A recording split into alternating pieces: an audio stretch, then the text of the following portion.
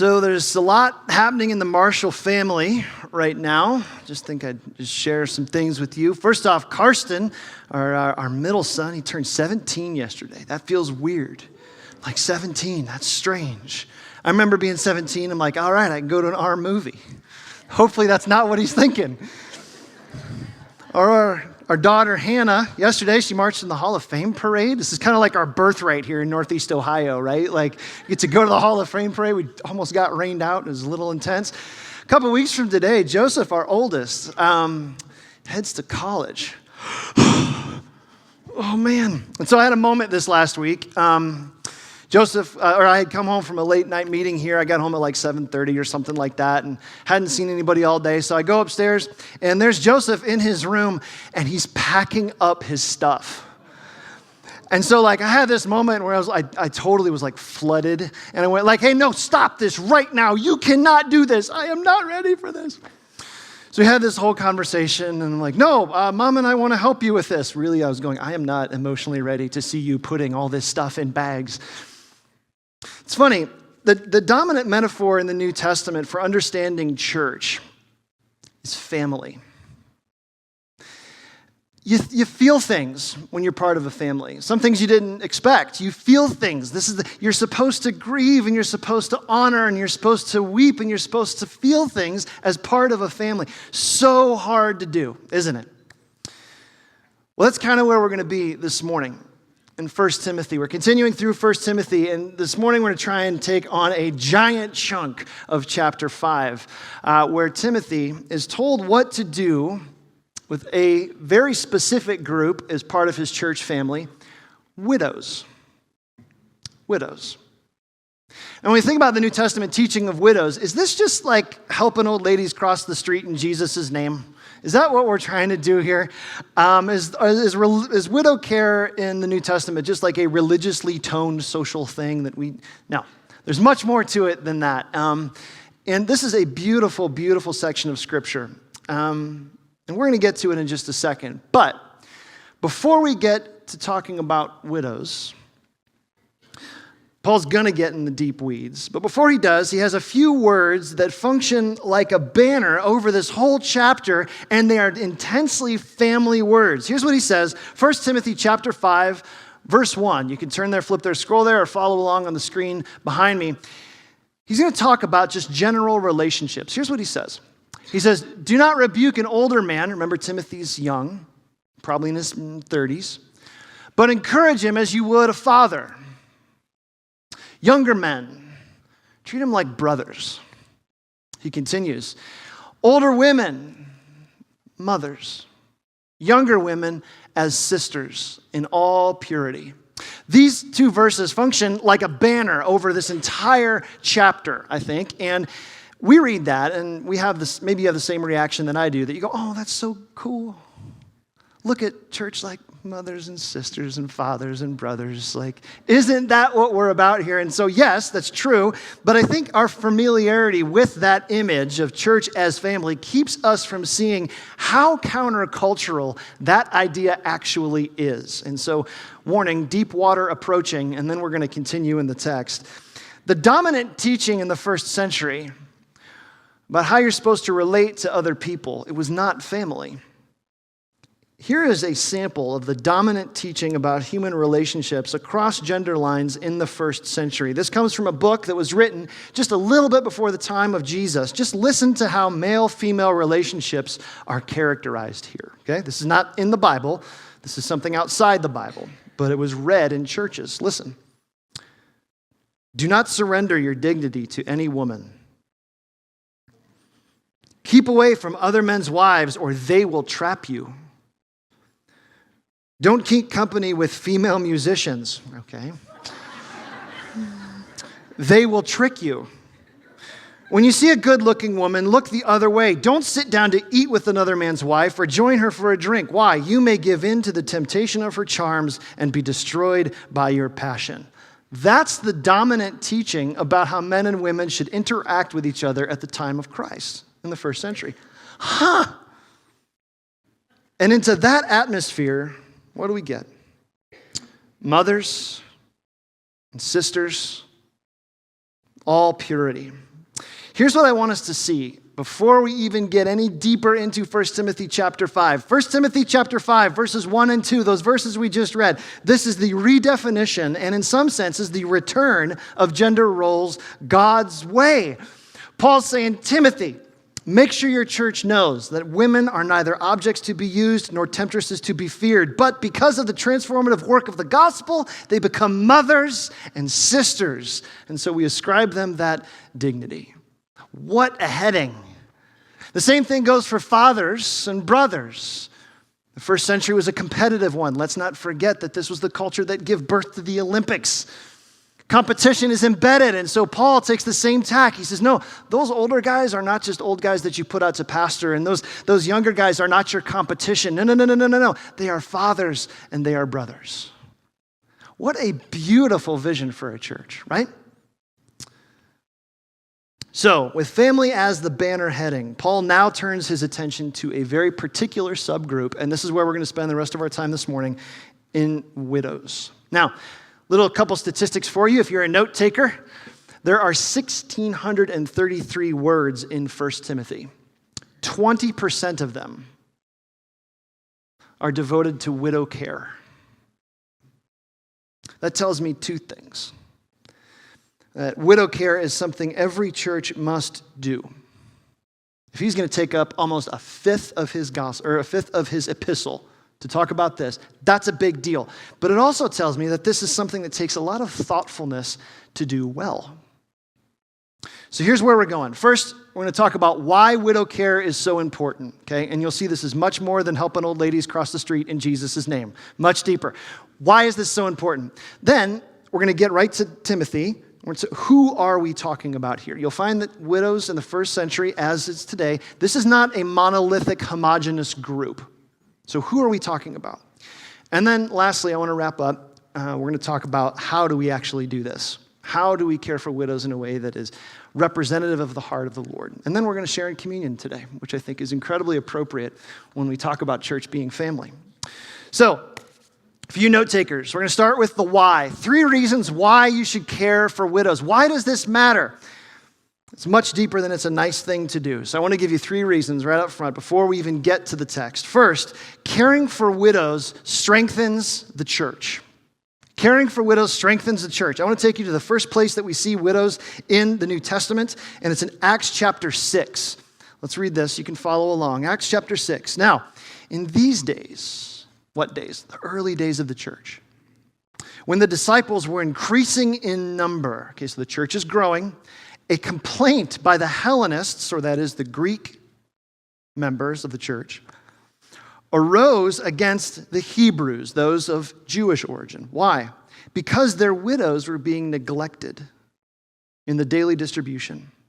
And so the 12 summoned a full number of disciples and said, it's not right that we should give up preaching in the word of God to serve tables. So therefore, brothers, pick out from among you 7 men of good repute, full of the Holy Spirit and wisdom, whom we will appoint to this duty. Now, here's what's going on.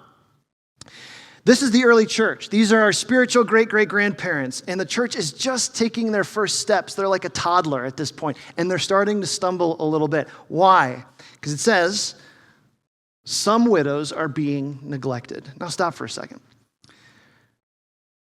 Of all the things that the early church had to worry about, Roman persecution, false teaching, and where did Jesus go again, and when is he coming back? They talk about this? This. Why? Judaism had a very specific system for distributing food among the poor. And so for the Jewish believers in the early church, this was not a problem. But as the church started to grow beyond and expand beyond its ethnically Jewish base, the food baskets for the poor would not have been made available to people of different ethnicities, non-Jewish Christians.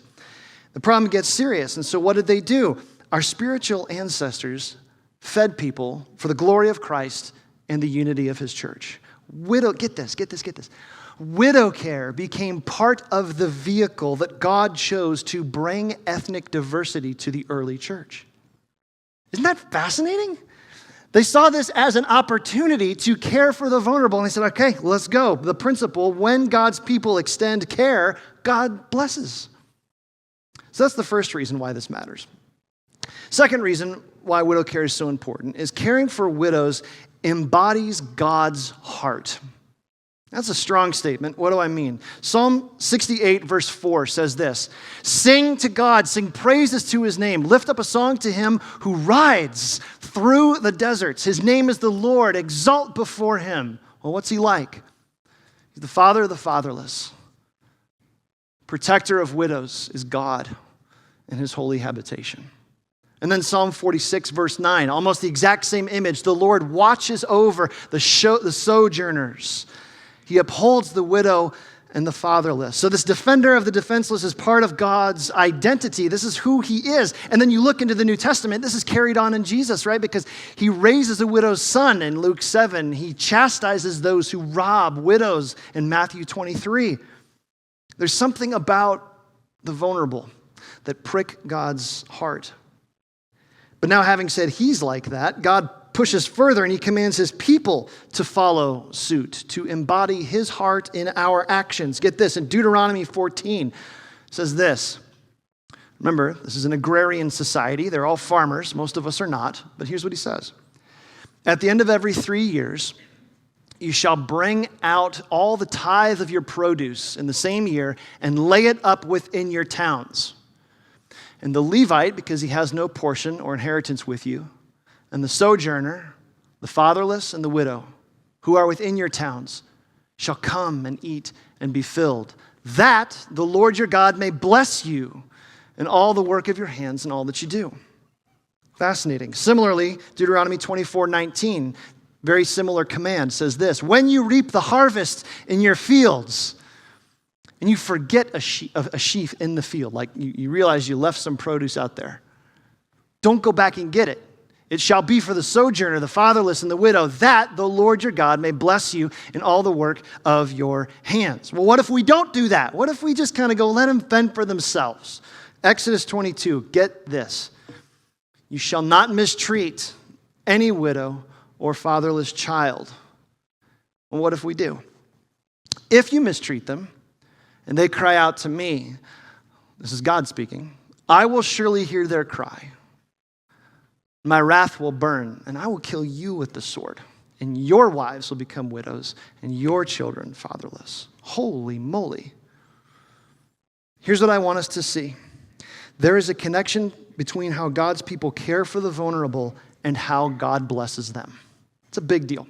Third reason why caring for widows is important, and then we're going to get to the text. Caring for widows is a mark of true religion. James says this in James 1:27. "Religion that is pure and undefiled before God is this, to visit orphans and widows in their affliction and to keep oneself unstained by the world." This is crazy to me. This is a great definition of practical Christianity. How do you know that you're saved? If your heart breaks for this. I think it's so fascinating to me that James offers these words in response to people who are asking that question. How do I know if my heart is being formed after God's heart? And so his statement is kind of hiding a question. Who do you care about? Do you only care about people who can benefit you, or do you care about people who can't? That's what God did for us. He cared for us when we could not benefit him. And so quick word here, let's not get the cart before the horse. He's not saying, if you do this, you will become saved. That would be salvation by works. He's saying, if you find that you do this, if you find that you care and your heart breaks, it's probably evidence that you are saved. Now, let's put all this together. Why does God take such an interest in widows? And here comes some pretty important theology. While this is not always the case, in most cultures and in many circumstances, orphans and widows are more vulnerable, more exposed to risk, and usually not in a position to repay kindness that is shown to them. Not always, just often. So follow me on this. When we as God's family show unreciprocated kindness and care, we actually image God's love for us. Here's the thinking. As needful as widows and orphans might be financially or provisionally, they are nowhere near as needful as we all are spiritually. Widow care and orphan care is how we learn and reveal God's love for us. We care for the vulnerable because that's who we are. Now, with all that under us first, let's get to 1 Timothy and the second question. That's why to care. Well, who are we talking about here, Timothy? Let's get specific. And in this huge section devoted to caring for widows, Paul gives Timothy 3 categories to think in. And at first, this strikes me as really fastidious, really splitting hairs. But I think it's actually kind of helpful. The first group he talks about are those that he calls truly widows, which is interesting. He says this in 1 Timothy 5, verse 3. Honor widows who are truly widows. Interesting word choice. What does he mean? What does he have in mind? Thankfully, he expands in verse 5. He says, he or she who is truly a widow, left all alone, has set her hope on God and continues in supplications, which, by the way, means prayer. Kavi, if you're listening. And prayers day and night. Okay, so she doesn't have anybody around, but she seems really spiritual. And then Paul gets oddly specific in verse 9. He says this, let a widow be enrolled, which is interesting. It gives an idea that there must have been a list that Timothy had. Let her be enrolled, probably not a spreadsheet, but whatever, if that's your thing. If she's not less than 60 years age, having been the wife of one husband, having a reputation for good works, if she's brought up children, has shown hospitality, has washed the feet of the saints, cared for the afflicted, and has devoted herself to every good work. 8 stipulations. What do we do with all that? It seems like quite a filter before caring. I got to get through that. I got to make sure she's all those things before I can care for her. Now, just like every other list in 1 Timothy, elders, deacons, all this other stuff, this is not a checklist. This is a portrait. It is never God's intention that we overcomplicate compassion. Okay? So Paul is not urging Timothy here to prop up a widow in front of the church and go, okay, yeah, okay. You did wash the feet of the saints, didn't you? Okay. 59 and a half. Sorry. Come back next year. That's not what he's doing. This is not God's intention that we overcomplicate compassion. So what do we do with all this? Put it all together. This is Paul leveling the playing field, saying, let her be loved. Timothy, attend to this. Notice what's not on the table. It's not what she gave to the church, not how wealthy she was. It's not what her husband did or how much he gave to the church. It's not who her family is. This is really a portrait about one thing. Did she walk with Jesus and does she need support? If so, Timothy, care for her. That's the portrait of a true widow according to this section of 1 Timothy. How about this second group of widows? Who else are we talking about? He says, widows with family. Okay, this first group, they have nothing. He said they've got no one around them. They're completely alone. They're truly widows. But he parses this a little bit differently in verse 4. He says, but if a widow has children or grandchildren, let them first learn how to show godliness to their own household and make some return to their parents. Wow. For this is pleasing in the sight of God. I love this idea. Basically, repay your mom for the kindness she's shown to you over your life. Oh. And every mother silently said, mm-hmm. But we go, well, this is really hard. I got kids now and we're busy with our stuff. What do we do about that, Paul? We're really busy. Verse 8, but if anyone does not provide for his relatives, and especially for the members of his own household, he has denied the faith and is worse than an unbeliever. That's how seriously God takes this. If you can't love your mom or your grandma or your aunt or your mother-in-law, if you can't benevolently show and repay the kindness they've shown to you, dude, you're so far from the heart of the Lord. Then he imagines a slightly different scenario in verse 16. Slide down a little bit more. If any believing woman has relatives who are widows, okay, so this would be mother-in-law, aunt, someone on any side of the family tree who needs care, what? Let her care for them. Well, this just got a little bit tighter. Now we're talking about mothers-in-law. Mandy's mom cared for her mother-in-law right up until almost the time she passed. They cleared out a bedroom for her in their home, and she moved in. All Grandma Chisholm's stuff. She went with her mother-in-law to doctor's appointments when she couldn't drive. In the morning, she had that little medicine case with like the little flippy flap lids and made sure she got all her meds right every morning. Was that hard for her? I will let you ask Mandy's mom the next time they are in town. Yes. But that's what Paul's talking about here. Here's the point, especially with widows with family, because that's the second group of widows. That whole honor your father and mother thing, remember that? Way back in Exodus? That's not just for little kids to finish their broccoli before they get up from the dinner table, right?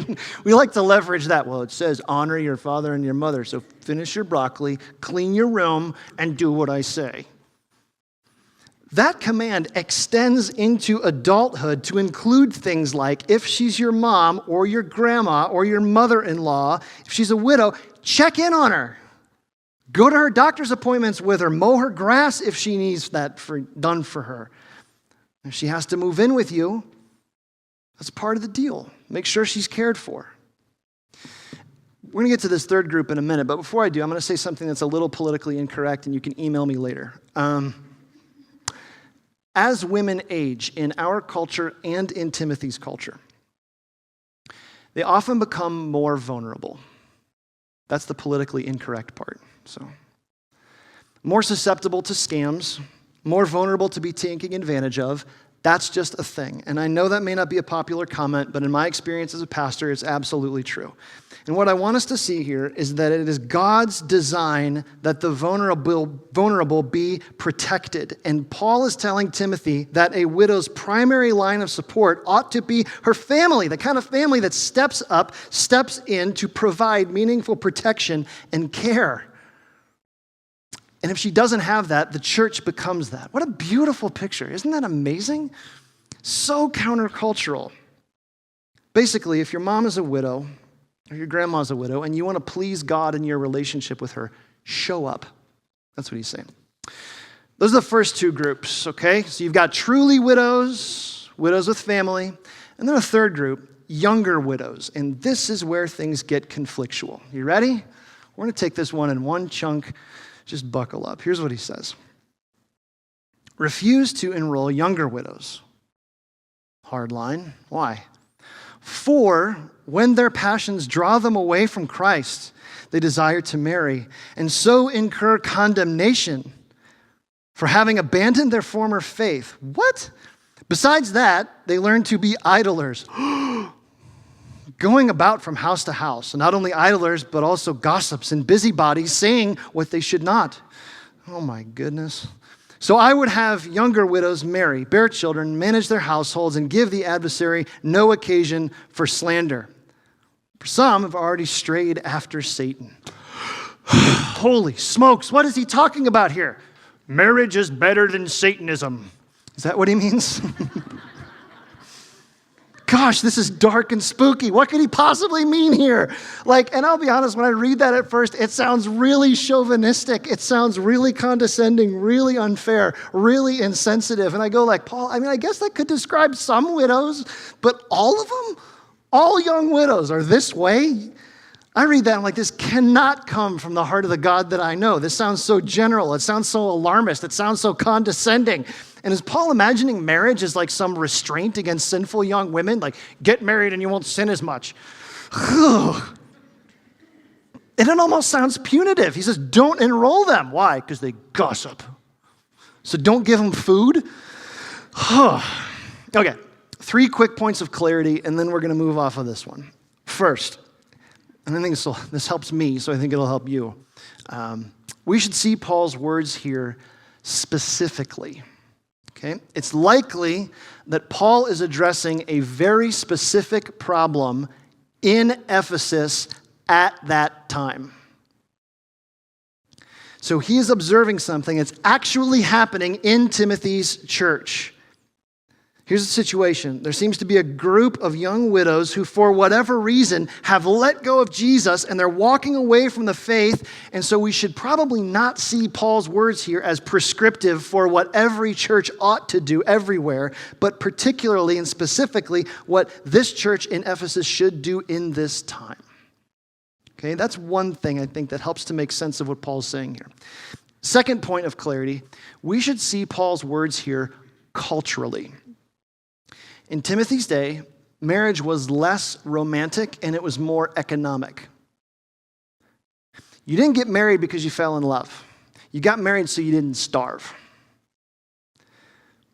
It's especially true if you're a minority group like Christians. So Paul's speaking to a scenario here where a young widow might be so overcome by fear for lack of provision that she may run off with a pagan husband rather than keeping her faith anchored in Christ. That's what he means in verse 12 when he warns that they would incur condemnation having abandoned their former faith. And so what he's saying is don't let your eagerness to be remarried, get food on the table, eclipse or outrun your commitment to Christ, which is a great practical word for anyone. Third point of clarity, I think we should see this pastorally. Pastorally. This is Paul talking to Pastor Timothy. Always remember that when you're reading in 1 Timothy. This is Paul inviting Timothy to play an active role in something that he may be pastorally blind to. Timothy, if you know a young widow who wants to get remarried, that's awesome. That would be great. Your job, Timothy, introduce her to a believing husband, and if they want to have more kids, that's awesome. That'd be great. Get on with their life. The contentedness of a good marriage can ward off spiritual attack. Hence his comment at the end of verse 14 where he says, give the adversary no occasion. Now, does that mean that has to happen for all young widows everywhere? No, of course not. He's just saying that could be the pathway for some. And does Paul mean to exclude genuinely needy younger widows from care until they get married? No, of course that's not what he's saying.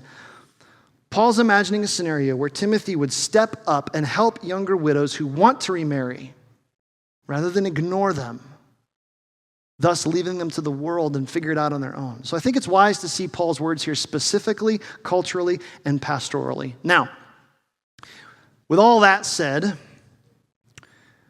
to young Timothy, eventually we got to come out of the clouds and go, okay, what do I do? Enough theory, enough principle, enough just general stuff. How do I do this? And right now, I know that in this room or watching online, there's two reactions. For those of you that are widows, you're very self-conscious because I've been talking about you for the last 25 minutes. For those of you that are not widows, which is most of us, you might be going, okay, well, what do I do? I'm motivated. I get it. It's God's heart. How do I step up? What do I do? I hope you're feeling that. So what we don't want to do, we don't need to develop a widow care manual. Here are all the instructions for every widow everywhere. Do this and we'll be fine. What we also don't want to do is go, well, that's the deacon's job. We'll let them figure it out so I can get on with my stuff. So I think what's best is to lay out a few very practical principles for widow care. We said when we started that the church is like family. How does family care for each other? Now, some of these things I'm going to share with you. I'm going to give you 9 of them quickly. Some of these are going to be just how to help people grieve. Others are going to be more specifically aimed at widows. I feel like the title of this list should probably just be abbreviated, Just Be a Human, but we'll get to it. All right. Number 1, how to care for widows well. Choose to see people, not types. In thinking about widows, we need to be really careful that we don't cast every widow as this dire, dour, dismal, hopeless person. Most widows I know don't want to be thought of as widows first. The loss of a spouse is not the primary marker and defining attribute of their personhood. It's a life-changing thing for sure, but widows are not a monolithic group. As a group, widows do share a very specific kind of pain. But as individuals, that pain always looks very different. And so as a church, we need to understand that. Just like if you're married here this morning, I wouldn't ask you to speak for all marriages. I don't think we should expect a widow to speak for what it feels like for all widows to be widowed. So let's just say, let's choose to see people, not types. Number 2, Don't shame sadness with the gospel. So this past week, in preparation for this message, I sat with one of my friends here who is a widow, and I just wanted to hear a little bit more of her story. And she told me this story that for her husband's funeral, not here at this church, this was many years ago, she was walking down the center aisle behind the casket, okay? Like a little bit of a kind of a procession. You've been to those kind of things.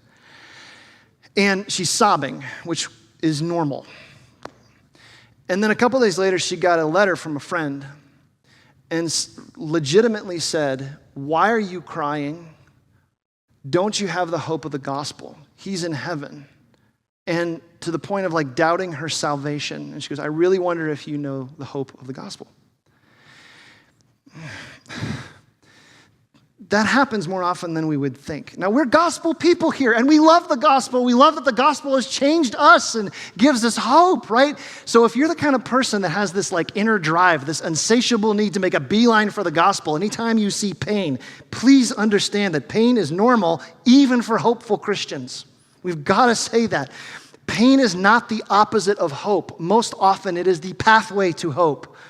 Jesus cried at a funeral, and if Jesus can do it and not sin, I think it's probably fine for us. Pain cannot be faithlessness leaking out of your eyes. Most often, it's faithfulness just bumping up against what it means to be human in a fallen world. So let's not shame people with the gospel. Sideline, this is another note for another day, but if the gospel that you're believing makes you less human, it's not the gospel. It's something else. All right, number 3. Be curious enough to really listen.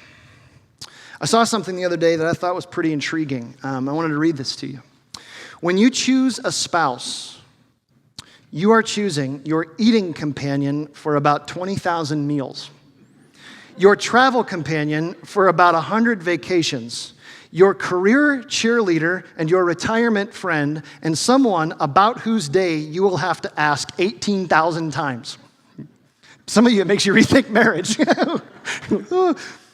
But imagine, for widows and for widowers, can you imagine what that would be like for that person to suddenly not be there? I think we need to be willing to hear stories about what it's like to feel the absence of the person that they've been with for all of those things. And too often, well-meaning, hopeful Christians try to minimize struggle through distraction. We say things like this. Hey, well, at least your kids are local. At least you got a great church around you that's helping you out. At least the house is paid for. At least you got some stuff set up. Author and speaker Brené Brown, who is a masterclass in empathy, said, "Very seldom does an empathetic response begin with the words, 'at least.'" And the impulse is natural because we don't like seeing someone that we love be sad. Here's the corrective word for most of us who have not walked that path. Distracting from sadness usually just puts off what needs to come. And so we need to resist the urge to save them from sadness and be really curious to listen. So speaking of curiosity, principle number 4, check your motive. Here's what I mean by this one. Grieving and grief in general makes most of us feel really uncomfortable. I don't like being around grieving people. Why? I don't like it. Often more than we recognize. And we instinctively know that truly empathizing with someone who is truly grieving means that I have got to connect with something in myself that resonates with some part of their story in a deep way. And that takes vulnerability and courage and risk. And so sometimes what we end up doing is expressing a form of care that tries to make their pain go away so I won't have to feel uncomfortable anymore. It's a super common thing. So instead, what do?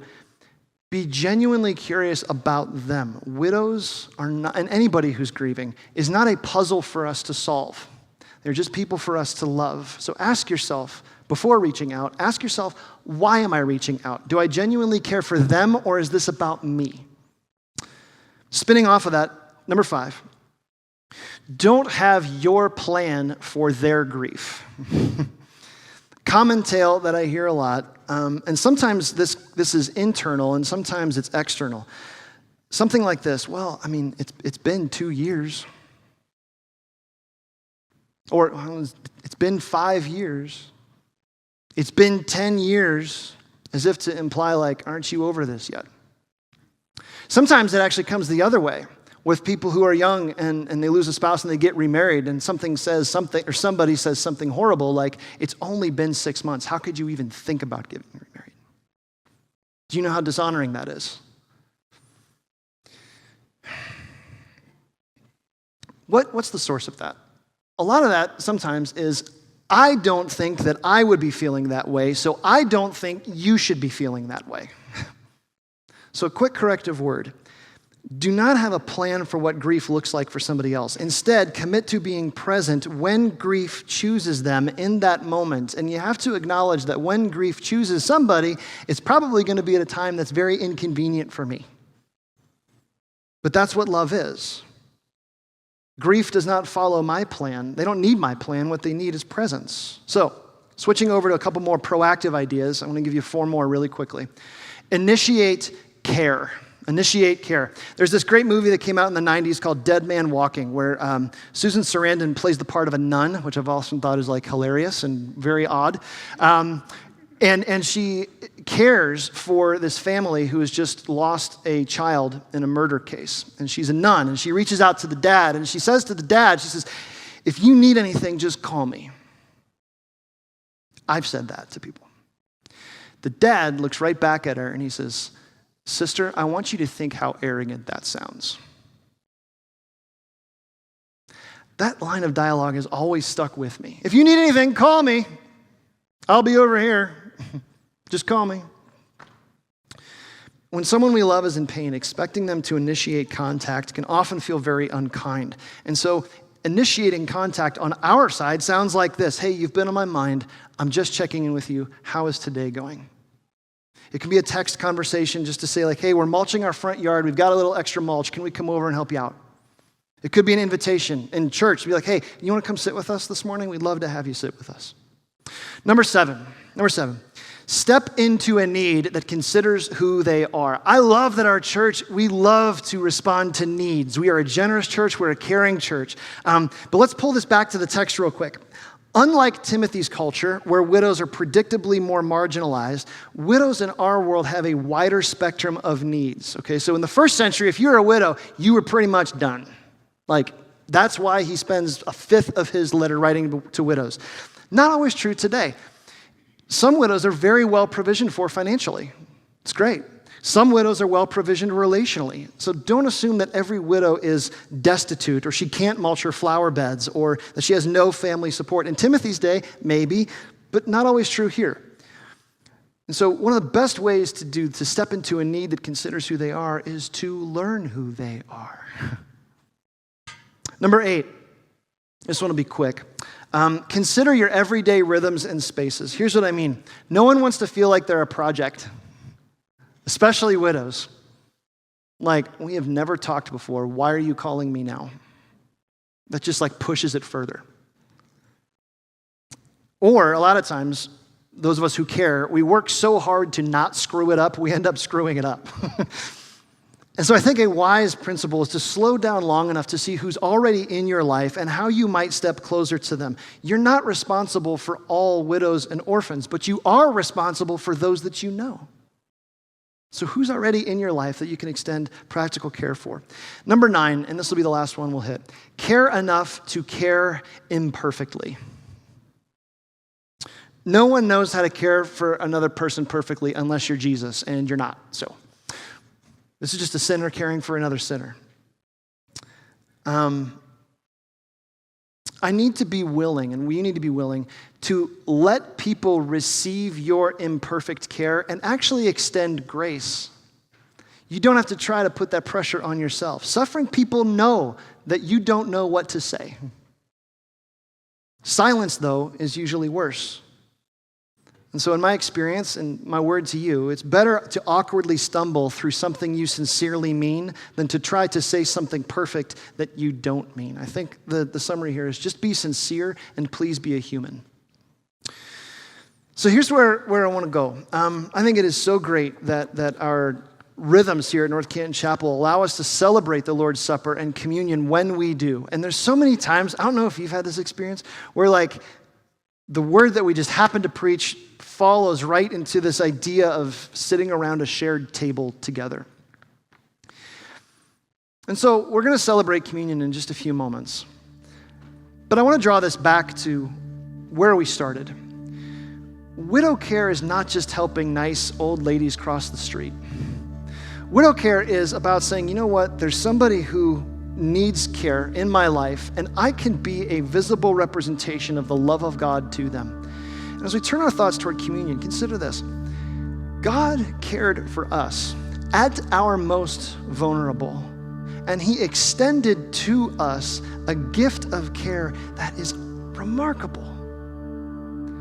When we drink grape juice and bread, and we have it in just a few moments, this is not just some empty thing. This is a memorial meal to cause our imaginations to rewind to a cross and say, gosh, how much must God love me to send his son to die for me when I was helpless to earn my way back to him? That's the goal of communion. This is mindfulness and attentiveness to the good, honest, pure love of God shown in the cross of Christ.